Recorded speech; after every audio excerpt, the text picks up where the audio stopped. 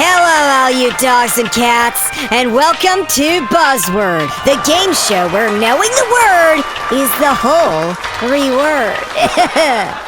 Newton, I'm going to whisper a buzzword in your ear, and you'll try to get Jennybit to guess the word without saying it out loud. But if you say it out loud, you lose the round. The buzzword is pool.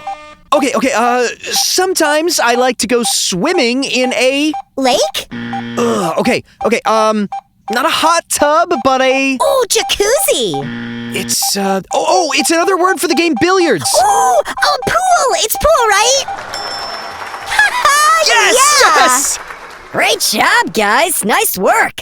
Let's do another round. The buzzword is bark.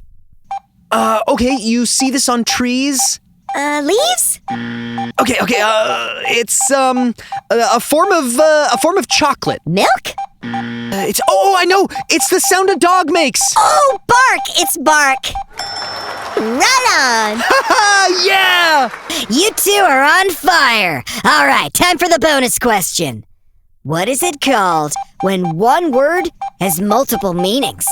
Like bark on trees, chocolate bark, and a dog's bark. A homonym!